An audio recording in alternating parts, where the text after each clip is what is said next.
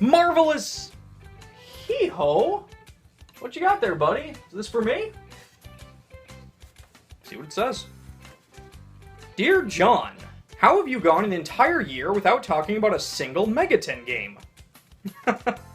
Well, I think you're mistaken there. I think you're all forgetting about the time when I talked about... I haven't talked about a single Megaten game. Okay, that's not a problem. We'll talk about one right now. Which one should I talk about? There's so many to choose from. Oh! How about Demi Kids? Who am I kidding? Nobody except me likes Demi Kids. Oh! How about Shin Megami Tensei Nocturne? Who am I kidding? Everybody except me likes Nocturne. Alright, oh! Hey! How about...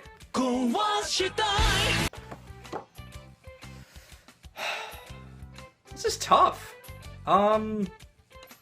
How about Devil Summoner? Raidou Kuzunoha versus the Soulless Army.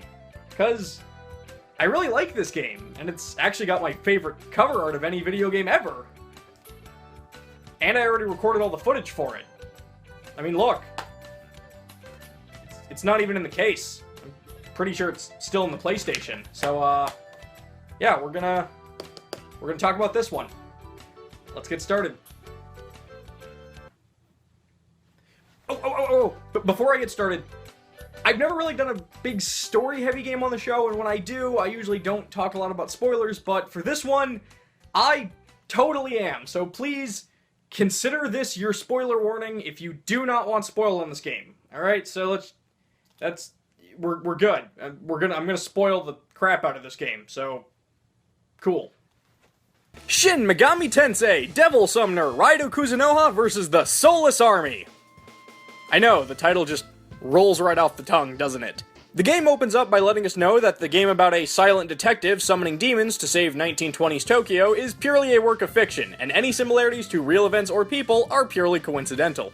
We then come to this spooky shrine where this young man becomes Raidou Kuzunoha the 14th after swinging a sword around a bit, taming this spoon-wielding imp, and beating up a weirdly sexy caterpillar lady. But just who is this stoic hero? Yeah, I think that's the right Conan. Joining Conan O'Brien on his adventures is Godot, the adorable little kitty who will act as our guide and primary voice of direction. Hey, listen! Jumping into the action, our very first case involves a 16-year-old girl asking us to murder her. Yeah, that sounds about right for a Megami Tensei game. The party is soon crashed by these mysterious soldiers in red who kidnap the girl. Using our investigative powers, a few helpful demon abilities, and some good old-fashioned murder, we get a few more pieces of the puzzle. Our first big break in the case is when the girl's friend Reen gets sucked into the Dark Realm. This is just like regular Tokyo, but, you know, dark. This is the realm where demons live, but since demons are also in the real world, it's really not that different. But we get into the Dark Realm and save Reen by fighting this giant spider beast. Speaking of the combat, allow me to go on a bit of a Shin Megami tangent here. This was Megami Tensei's first attempt at action RPG combat, and it shows. Raidou's battle options are very limited, with only about 4 sword attacks in his arsenal. You have a gun, but it's really only helpful in a small handful of situations. As for your demon partner, their AI is terrible. If you let them do whatever they want, they will make sure to spend all of their MP as quickly as possible. If you tell them not to waste MP, they won't use any skills at all, which makes them pretty unhelpful. And if you tell them to heal you, they'll waste all their MP on healing spells every time the demon or Raidou so much as stubs their toe. The only workaround is to command what your demon does manually, but giving them a command means they'll just do that action over and over again, so you'll be pulling up the menu a lot, which can really take you out of the flow of battle. Sorry, rant over, we just needed to get that out of the way. Back to the plot. The girl who was kidnapped is named Kaya Daidoji. Her father locked her in a cage out of fear of a curse in their family where girls are possessed by a demon when they turn 16, and her uncle Kiyoshi Daidoji wanted to save her, but due to some unforeseen circumstances, this happens.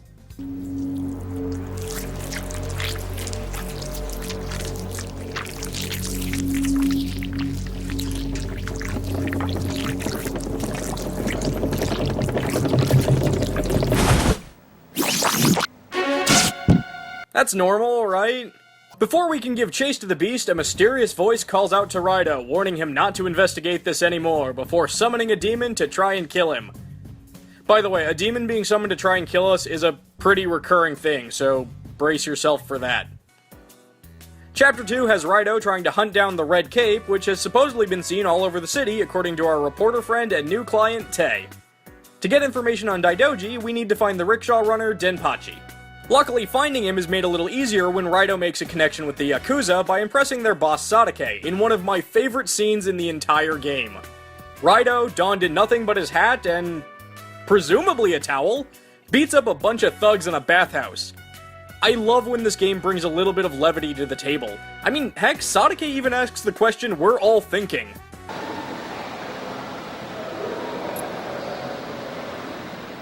We eventually find Denpachi, who's imprisoned in the Dark Realm. Once we free him, he won't tell us anything unless we help find his sister Shizu, who ran away with a taxi driver. And Big Bro the rickshaw runner isn't too happy about his brother-in-law's career choices. Sadake tells us that Shizu works for them in the red light district to pay for her husband's medical bill, since he was attacked on the job during the last full moon. After finding out that's when the Red Cape tends to strike, Raidou proceeds to run around in circles in this one area for a really long time until it's the full moon. I'm bored. And thirsty. But once the full moon finally does show up, the car demon Oboro Guruma mistakes Raidou for the Red Cape and wants revenge. So, you get to beat up a car. Oh my god.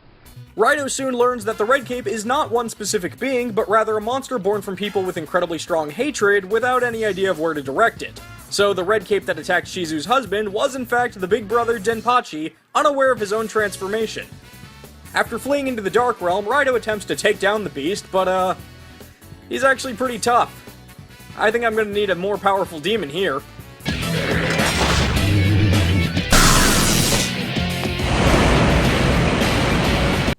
What? It's New Game Plus. After rescuing him, Denpachi tells us that Daidoji is probably at his factory, which is going out of business and about to be shut down, which, honestly, I feel like as detectives, we should have been able to figure that out on our own. Inside the factory, a magical seal is placed on the door between Raidou and Daidoji by the same mysterious summoner from earlier. In order to break the seal, we have to traverse a maze and collect shards by killing more weirdly sexy caterpillar ladies. Now we can finally get some answers from Daidoji and...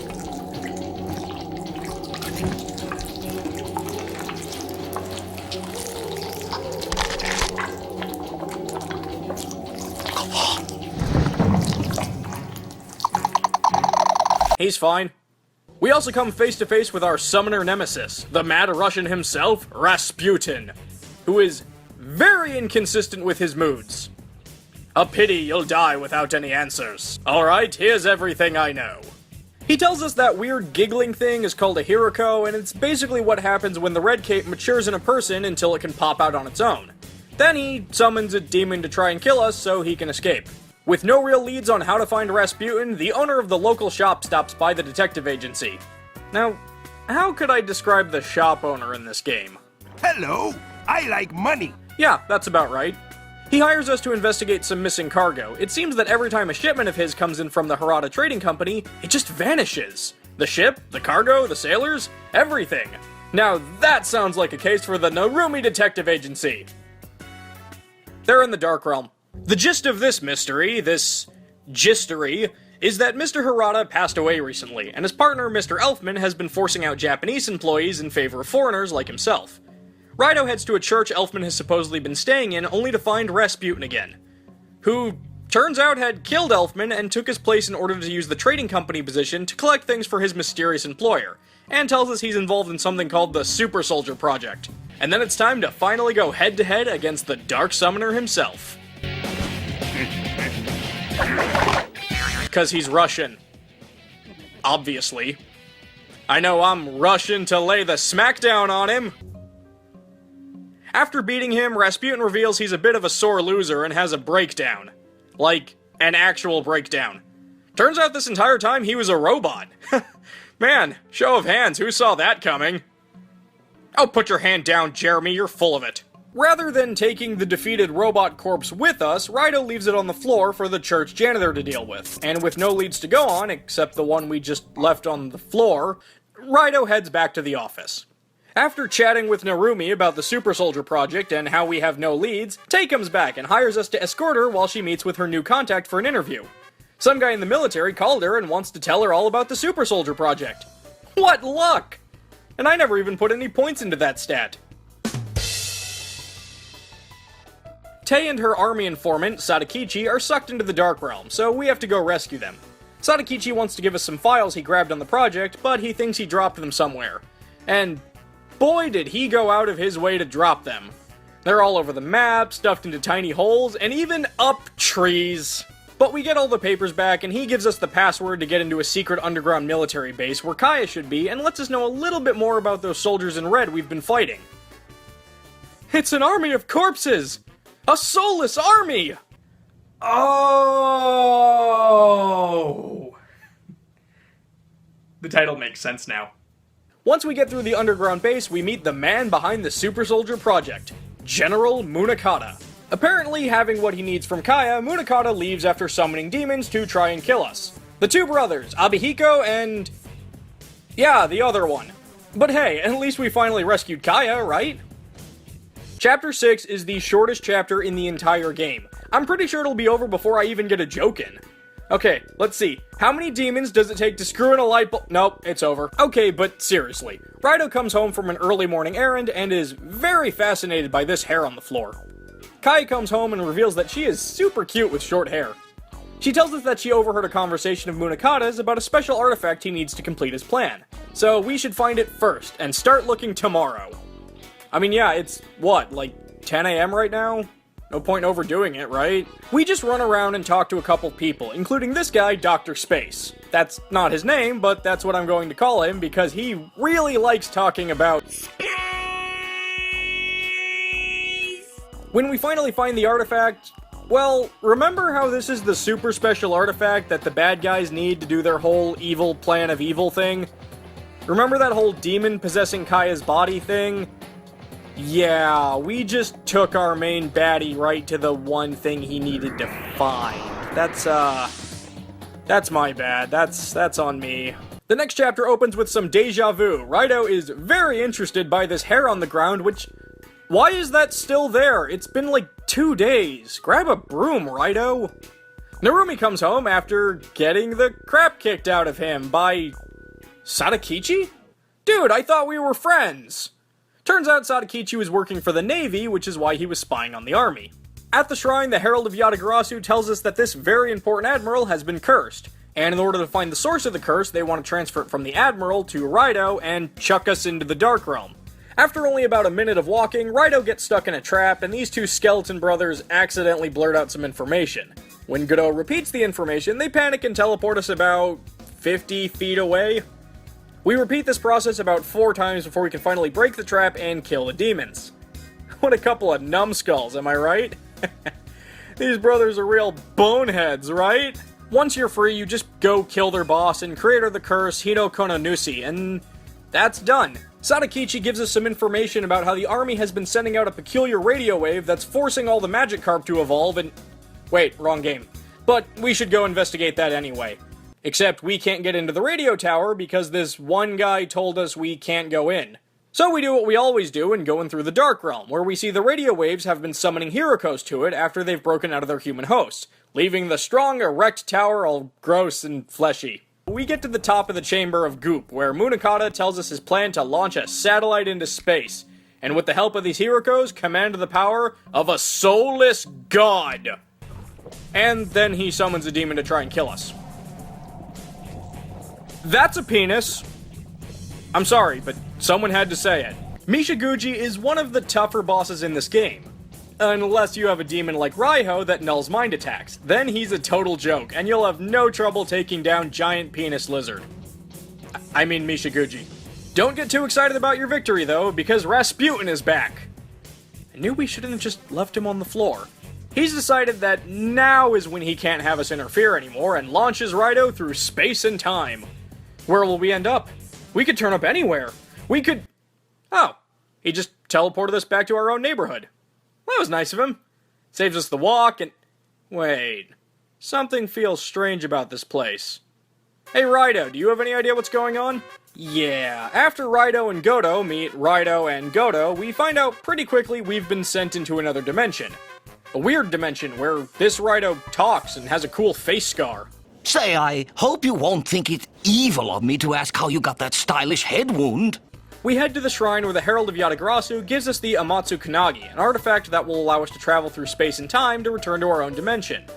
But it needs charging. So we'll have to go to different areas of the Dark Realm and defeat the Guardians protecting the prisms of Earth, Flame, and Water. The Earth one is simple enough. You have to solve a little puzzle and then defeat the boss Omitsunen. The Flame one is also easy. We have to do a little bit of navigating and defeat the boss Suzunoha. The Water one is dumb. We meet this Shoten who tells us that he and his friends have been trying to defeat the boss, Yamato no Orochi, so if we can't defeat them, there's no way we could defeat him. So we just have to run around this area and fight 8 Shoten. This, folks, is called padding. But whatever, we fight Orochi and get the 3rd prism. Can we please get back to our own dimension now? We rush back to the detective agency to see that Narumi left a letter saying he was going to stop Munakata. So we go ask Sadakichi if he knows where they'd be, and he's like, nope, no idea. So then Godo suggests going back to the detective agency, and surprise, Rasputin's there waiting for us. Except now he doesn't care about stopping us because his contract is up. In fact, he even tells us where to go and what we could do to stop it. Thanks, buddy. All you need to know about this dungeon is that this guy lives down here, and I love him.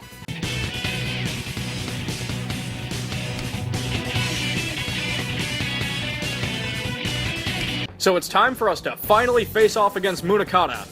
Let me guess, he's going to summon a demon to try and kill us, right?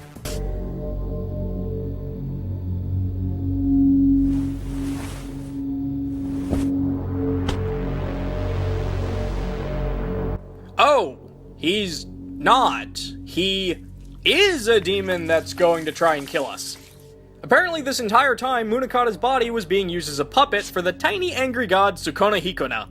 He's been pissed at us for a long time, and he's ready to finally do something about it. You are their descendants! Simply being born is a sin! Baloney! Also, we may have gotten here a little too late, because with the satellite in the sky and all those Hirokos harvested, this happens.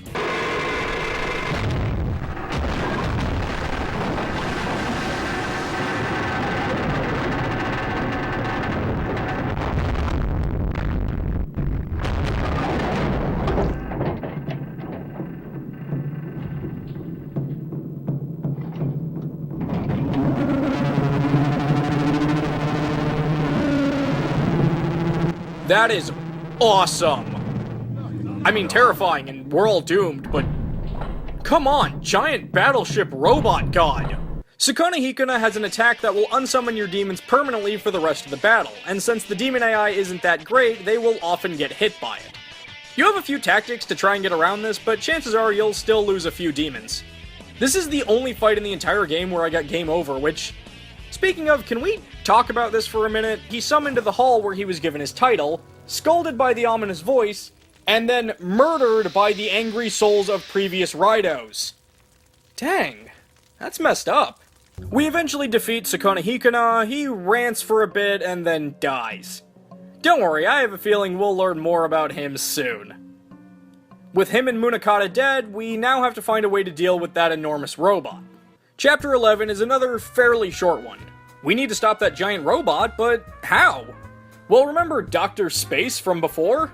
Well, he's got a rocket ship that he wants to shoot at the robot, which is awesome, but probably won't work. How about instead we use it to try and destroy the satellite powering it? Raidou goes and talks to almost every character he's grown close to throughout the game. Sadakichi, Victor, and finally we have to track down Rasputin, who is creepily hitting on Tay in the soda bar, and he doesn't want to help us. But we finally get his help after a bit of persuasion.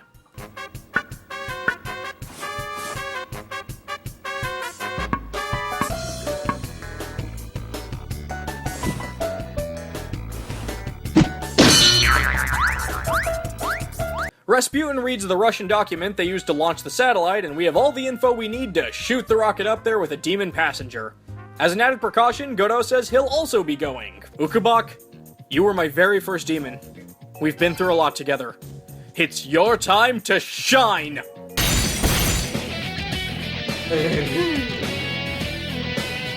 Oh. Well, joke's on them. Everyone's gonna die. Okay, let's try that again. There. Now it's destroyed. Godot looks at the Earth and gives his blessing to Raidou, and reveals to us that all along, Godot has been Raidou Kuzunoha the First. And then he blows up. The Soulless God powers down, and instead of killing everyone, only kills several thousand people by crashing down into the town. Hooray! We stopped the giant robot once and for all! Oh wait, they have another one. Why do they have another one? Oh hey look, it's Kaya! Hi Kaya! What? Kaya, there's no way we can possibly hear you from up there! But basically she's telling us she won't give up trying to change history, and she can't be stopped, and then she goes all out of sight, and we need to go after them. Now we perform the ritual to take us to the Akarana Corridor, a giant labyrinth that transcends all space and time. The demonic force inside Kaya says this is the perfect place for our final showdown. So what do they do with this final dungeon? It's a boss rush. So now here we are, the final showdown between Conan O'Brien and the demonic entity that possesses Kaya. And, surprise, it turns out it isn't a demon. It's the spirit of Raidou Kuzunoha the 40th. He's come back through space and time to change our timeline in hopes that his won't be as messed up in the future. And we beat the crap out of him because he decided a 16-year-old schoolgirl was a good vessel to fight us in. Heh, you're gonna need to possess something a lot stronger than that if you want to defeat... Wait, what are you doing with the giant robot? The soulless god Yasu Magatsu. And this thing is pretty powerful. After destroying its arms, it goes into its final form. Gross. This form is actually quite a bit easier than the first half. We take it down, but Raidou the 40th isn't so eager to let go of Kaya yet. Raidou, our Raidou that is, slices his arm off, effectively banishing him from space and time. Raidou and Kaya share a nice little moment as Raidou contemplates how many more people were just killed from a second giant robot collapsing on top of them. And then the credits roll in this nice sort of where are they now type slideshow. And after the credits, there's a bird, which is supposed to be Godot, but he's instantly a cat again in the sequel, so I don't know. And that's Raidou Kuzunoha versus the Soulless Army. Look, I'm not gonna claim this is a perfect game, or even a great game. The combat is frequent and repetitive, the demon AI isn't very good, some parts are super short while others feel dragged out, but overall there's just something about this game I find so charming and fun to revisit. Despite the flaws, I'd still recommend it. And now I'm not really sure how to end this video.